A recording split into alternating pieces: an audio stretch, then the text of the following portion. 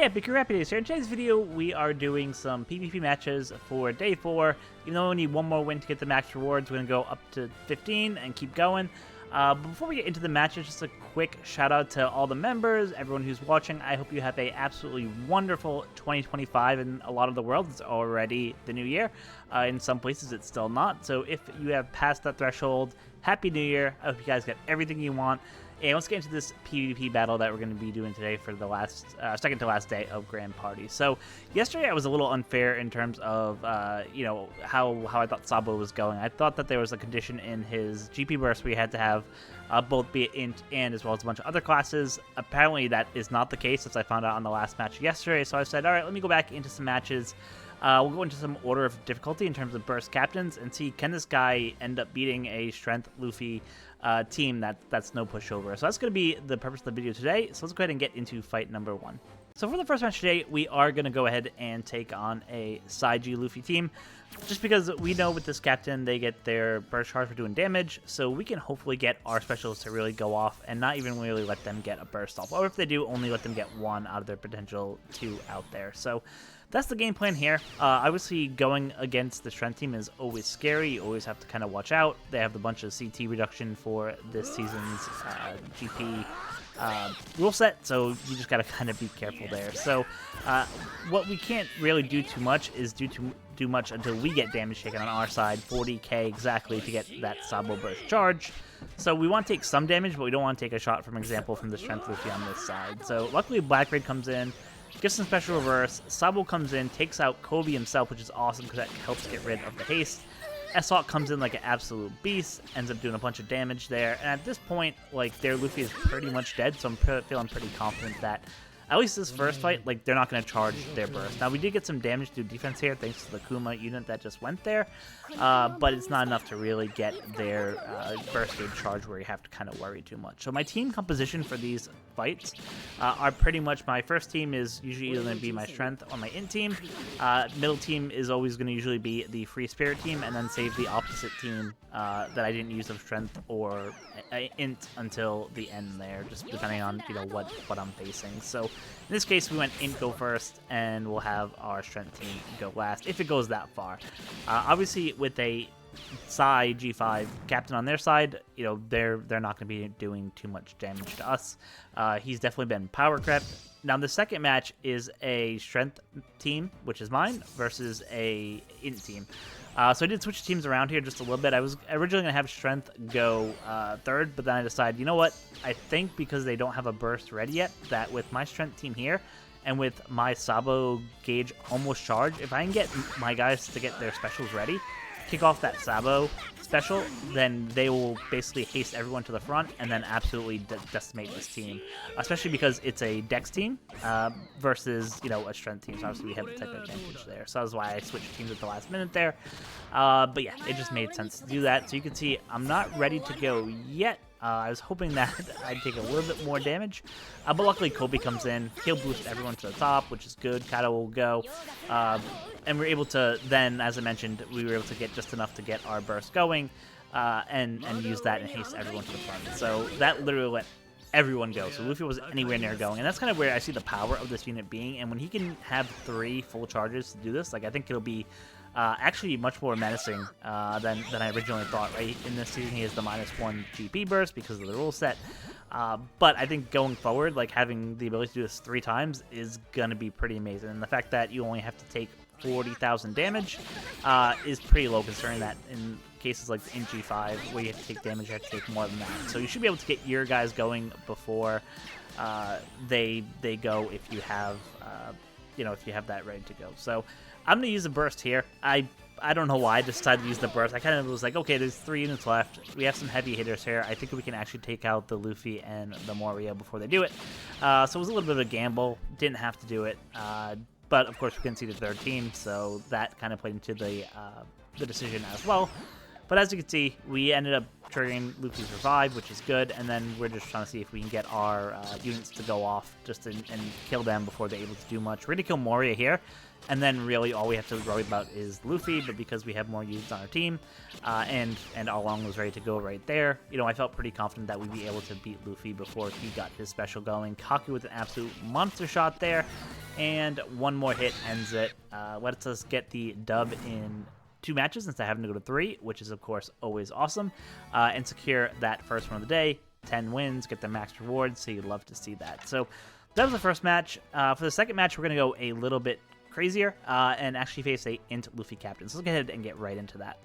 Alright, so we got max wins, so we are facing a Int G5 captain here. The main reason being because they only get 1 burst because of the rule set of the season, so the same one that takes 1 away from us also takes 1 away from the Int Luffy. So basically, the game plan here, win the first match. Now, I saw that they had a kind of mediocre side team, right? They don't have Yamato on there.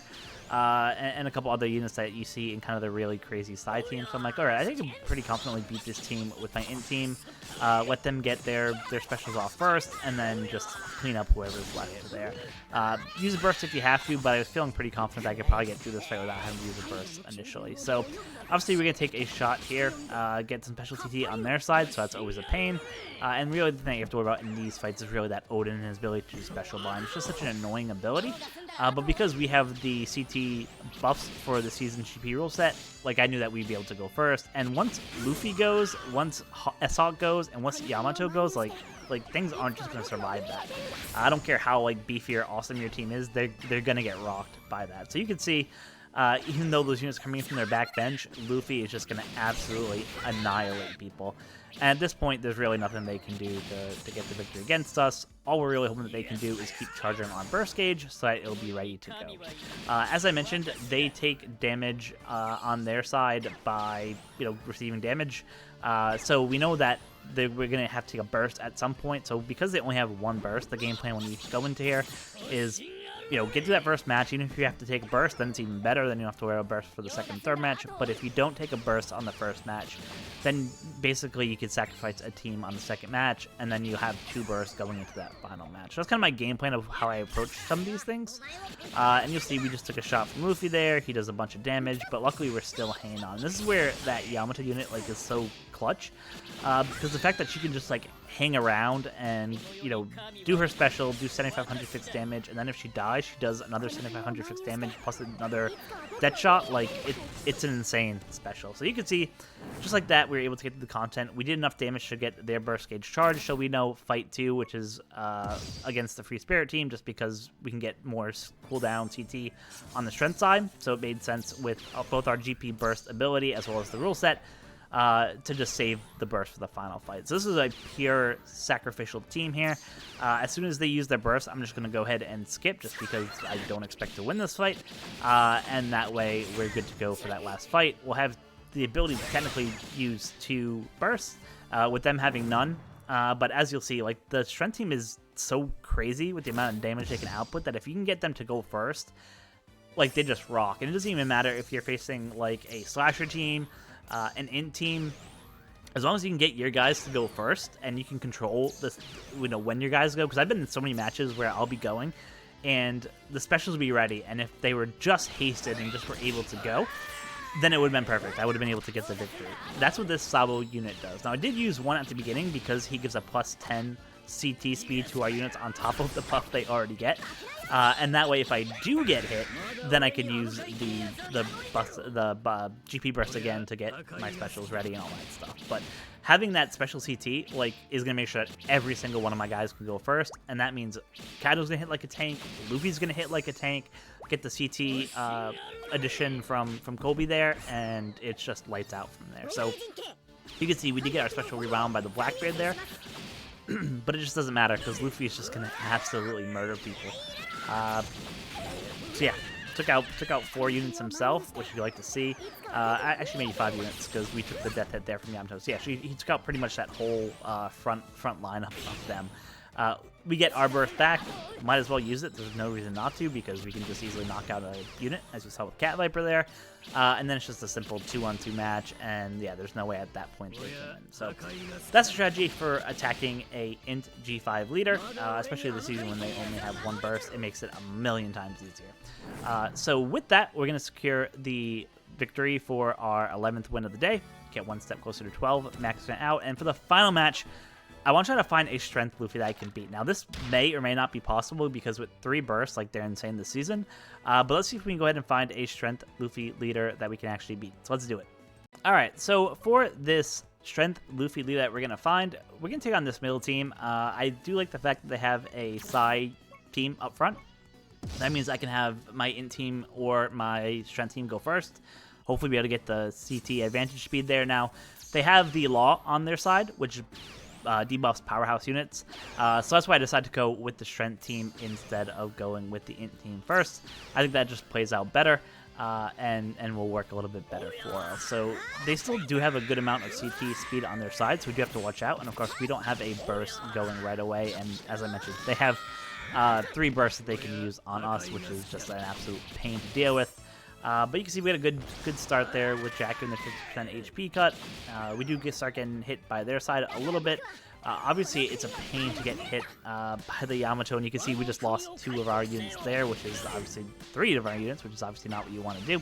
But that allows us to get our burst there, and I saw that Luffy was just about ready to go, which is why I wanted to use this to be able to just go ahead and give Luffy the CT speed increase, and that let him go, like, right in that spot. And then once he went, like, it was game over from that point, right? I mean, they have a couple units on the back, the Smoothie, the Bon, and the Enel there, who can do some damage, but not too much against a team I have here. So I felt pretty confident that, you know, obviously I'd take a shot from Luffy, which is not going to be fun, but I knew that with Law going here, he'd take out probably 1 or 2 units himself, and then I could easily beat Luffy.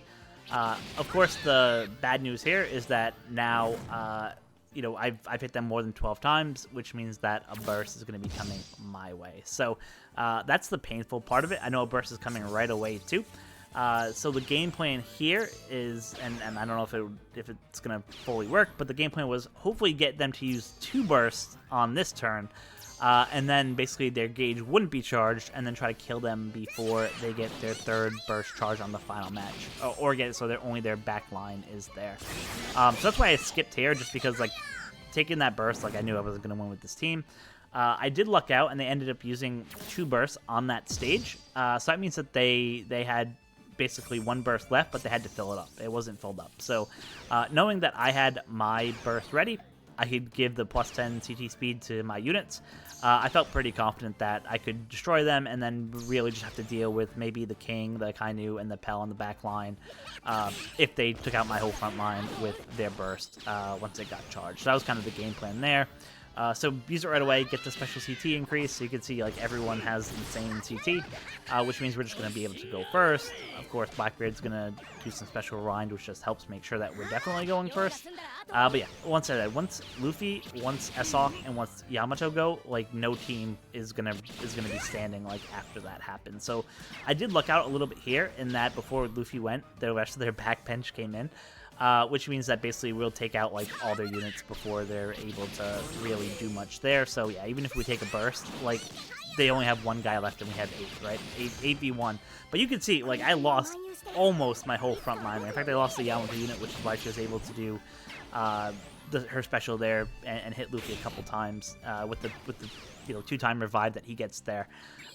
So yeah, that was the game plan. It ended up working really well for me. I thought I was going to lose more people, but at the end it was still 8v1 before they launched their special launch and just kind of went ham on me. So should end it just about here.